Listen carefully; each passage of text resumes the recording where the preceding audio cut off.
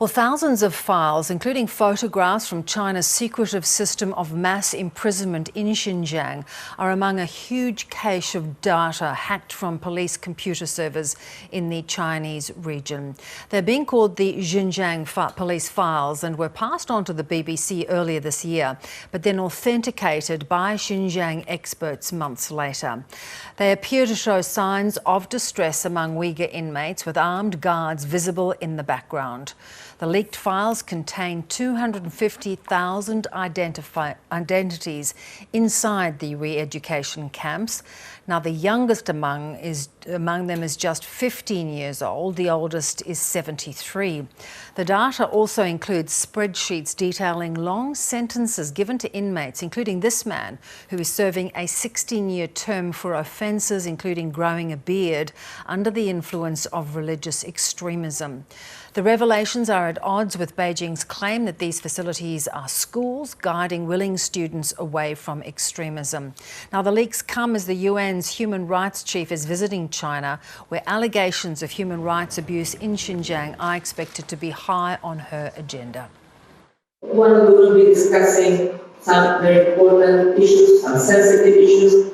I hope this will help us build confidence and enable us to work together in advancing and promotion and cooperation of human rights in China, but also at the global level. Our East Asia correspondent Bill Birtles is with us. Bill, give us a sense of what has been revealed among these documents. Well, Bev, two things. First of all, the documents play a very important role in putting faces and names to the detainees who have spent time in these re-education prisons in recent years. The documents are actually dating from about 2017, 18, 19 or so. They're not in the last couple of years, but they include about 5,000 mugshots of either detainees or residents in Xinjiang who had their photos taken at police stations. And according to the researchers who are involved in trying to verify this, they claim that around 3,000 of those people in the mugshots were actually interned inside the centres that they can verify. So it's very important, I think, in terms of humanising exactly who are these people and what are their ages, what are the reasons supposedly that they deserve to be treated this way according to the Chinese state. That's the first element. But the second element, Bev, which is new, is that there are photos from inside the camps which have been used for police training and guard training, which shows incredibly repressive techniques, things like blindfolding and handcuffing students. Remember, according to the Chinese government, these are students. Blindfolding and handcuffing them if you are transferring them between facilities. Techniques to subdue them if there are problems inside the centres. But probably the most worrying or the most disturbing revelations are in the instructions to guards, which say that if detainees attempt to escape and they ignore warning shots, then the guards should shoot to kill. These are new details, Bev, which over the last few years we haven't seen before. And that's why this particular leak of hacked data is incredibly important to understanding what the Chinese government has been doing in Xinjiang. Yeah, and does it give ammunition? We've got the UN Human Rights Commissioner who's in China and set to visit Xinjiang to try and get an understanding of what is actually going on there. Does that give her more ammunition? Does it give her something to put to the Chinese government about the reality of what's happening there?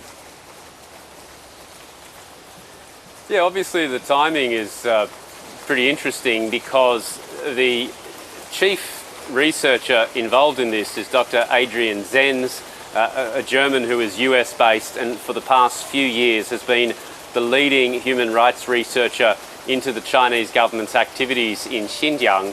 Now, he claims that he obtained this hacked data from an individual. The BBC, which is one of the media outlets reporting it, says that they have made contact with that individual, but obviously they are not identifying who that person is. So we don't know I mean, it's not beyond the realm of possibility that it could be, you know, US CIA, or it could be a foreign government, or it could just be private hackers. But that's maybe beside the point, because there has been extensive verification efforts made by Dr. Zen's, peer-reviewed by others, to try and verify the authenticity of these documents. And it also does complement much of the material that has already been publicly put out there.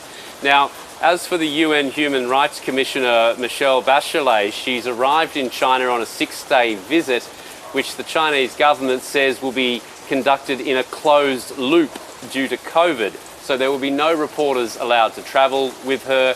There will be no possibility of any unscripted access or interactions between her and people in Xinjiang, because supposedly everybody will be kept away from her because of COVID reasons.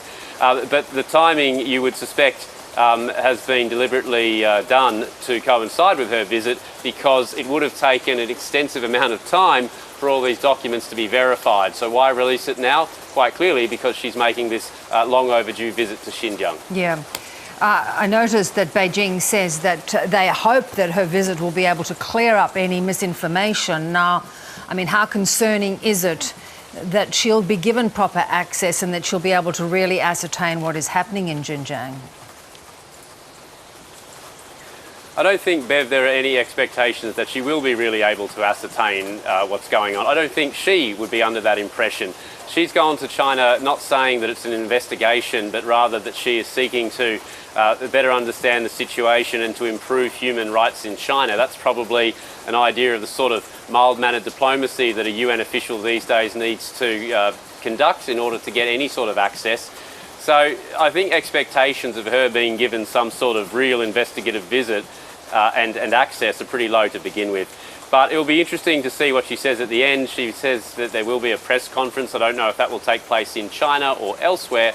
But certainly there is now a very extensive amount of material, both leaked today, but also that we've seen previously published by the New York Times and other human rights groups, which she would be able to draw upon when making assessments about how transparent Chinese authorities will be with her.